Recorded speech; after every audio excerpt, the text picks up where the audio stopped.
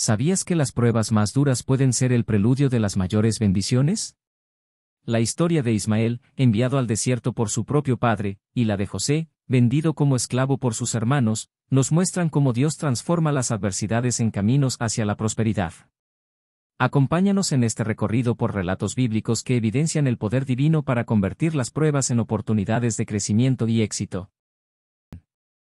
La historia de Ismael, hijo de Abraham y Agar, es una de las más enigmáticas y menos exploradas de la Biblia. Si bien muchos conocen el relato de su nacimiento y el conflicto que surge en el hogar de Abraham, pocos se detienen en la vida que Ismael llevó tras su destierro. La narrativa bíblica nos da una pequeña pero intrigante ventana hacia el destino de Ismael, especialmente en su vida en el desierto de Parán, un lugar simbólico de soledad, supervivencia y, a la vez, de propósito. El destierro de Ismael, ¿castigo o destino? Ismael nació del deseo de Abraham y Sara de tener descendencia, cuando Sara ofreció a su sierva Agar como esposa a Abraham. Este acto fue visto como una solución humana a una promesa divina, lo que desencadenó una serie de conflictos. Tras el nacimiento de Isaac, el hijo prometido de Sara, la tensión entre ella y Agar aumentó. En Génesis 21, 9-10, vemos cómo Sara exige a Abraham que despida a Agar e Ismael, años más tarde, para asegurar que la herencia de Isaac no sea compartida. En un acto de profunda tristeza, Abraham despide a su hijo Ismael, entregándole solo pan y agua para su viaje al desierto. En esta situación vemos a Ismael como el primer exiliado en la historia bíblica, enviado a una tierra inhóspita sin pertenencias ni protección, pero acompañado por la promesa de Dios de que también se convertiría en una gran nación. Génesis 21-13. Ismael y Agar vagan por el desierto hasta que finalmente llegan a Parán, un lugar donde Ismael crece, se fortalece y comienza una vida independiente. La vida en el desierto de Parán, fortaleza y supervivencia. Parán no era solo un desierto físico, sino un símbolo del destierro y la separación de la bendición de Abraham. Sin embargo, en este espacio inhóspito, Ismael demostró su capacidad para sobrevivir. Génesis 21-20 nos dice que Dios estaba con el muchacho, y creció, y habitó en el desierto, y se hizo un tirador de arco. Esta breve declaración revela una etapa de la vida de Ismael que suele pasarse por alto, su transformación en un cazador y guerrero, aprendiendo a manejar el arco y a depender de su habilidad para subsistir en un lugar difícil. En lugar de sucumbir, Ismael prosperó en Parán, con el favor de Dios sobre él a pesar de su distancia del linaje de Isaac. Parán es también un lugar de preparación. Desde este entorno hostil, Ismael comenzó una vida que influiría en generaciones futuras. Su fortaleza como arquero y líder en el desierto marcó la fundación de una cultura nómada y guerrera, dejando una impronta en la región y en la historia del pueblo ismaelita. Parán, lejos de ser un lugar de abandono, se convirtió en el escenario en el que Ismael se forjó como una figura imponente e independiente. La herencia de Ismael, una nación prometida. La promesa de Dios de hacer de Ismael una gran nación se cumplió. Su vida en Parán le permitió desarrollar habilidades y establecer lazos con tribus de la región, construyendo la base para la nación de Ismael, que más tarde se expandiría por la península arábiga. La esposa de Ismael, quien fue elegida por su madre de entre el pueblo egipcio. Génesis 21-21, también indica la mezcla cultural que Ismael traería a su descendencia. Su linaje se convertiría en una nación fuerte, cumplida en el desarrollo de los pueblos árabes. Descendencia de Ismael. La descendencia de Ismael, el primer hijo de Abraham, es notable en la historia bíblica y se relaciona con varios personajes y pueblos significativos. Según Génesis 25, 12-18, Ismael tuvo 12 hijos, quienes se convirtieron en los patriarcas de las tribus ismaelitas. Entre ellos destacan nombres como Nebayot, que se asocia con la región de Nabatea, y Kedar, cuyos descendientes se mencionan como un pueblo guerrero en el norte de Arabia.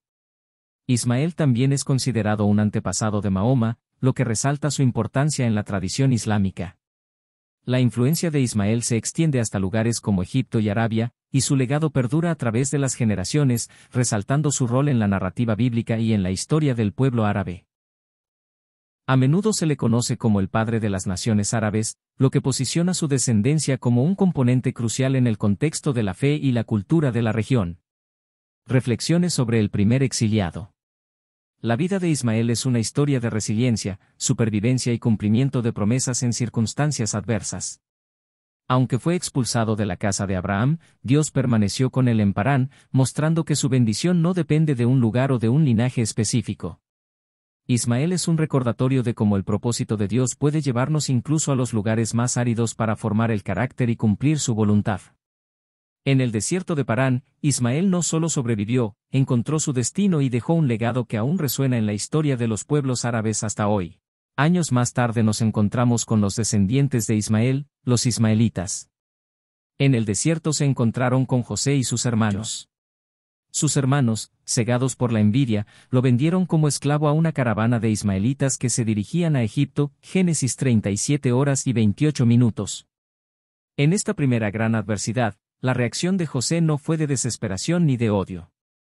Aunque fue traicionado, mantuvo una actitud de confianza en Dios.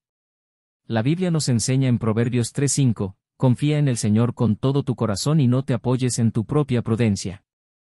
Esta actitud de confianza lo mantuvo firme incluso en medio de la incertidumbre. Esclavitud en Egipto y la tentación. Ya en Egipto, José fue vendido a Potifar, un oficial del faraón. A pesar de ser esclavo, su integridad y dedicación pronto lo hicieron destacar, y Potifar lo puso al frente de su casa. Sin embargo, la esposa de Potifar intentó seducirlo. José, siendo fiel a Dios y a su maestro, rechazó repetidamente sus avances, hasta que ella lo acusó falsamente, lo que lo llevó a prisión, Génesis 39, 12-20. La actitud de José ante la tentación refleja lo que más tarde se nos ordena en 1 Corintios 6:18, huid de la fornicación. José no solo evitó caer en pecado, sino que incluso aceptó con humildad la injusticia de ser encarcelado por un crimen que no cometió. Esto nos muestra su profundo respeto por los mandatos de Dios y su disposición a sufrir por hacer lo correcto. Interpretación de sueños y su ascenso al poder. Mientras estaba en prisión, Dios le concedió a José la habilidad de interpretar sueños, lo que eventualmente lo llevó a ser llamado por el faraón para interpretar un sueño que perturbaba al monarca. José reveló que Egipto enfrentaría 7 años de abundancia seguidos por 7 años de hambre. A raíz de esta interpretación, el faraón nombró a José como su segundo al mando, encargado de preparar al país para la hambruna, Génesis 41, 39-41. El ascenso de José no fue resultado de una ambición egoísta, sino de su confianza en Dios y su disposición para servir, lo que recuerda el mandato de Mateo 23:12, el que se humilla será exaltado. Su humildad y fe inquebrantable no solo lo llevaron a una posición de poder, sino que lo pusieron en una situación donde podría salvar a su familia. Él perdona a sus hermanos. Durante la hambruna, los hermanos de José fueron a Egipto en busca de alimento.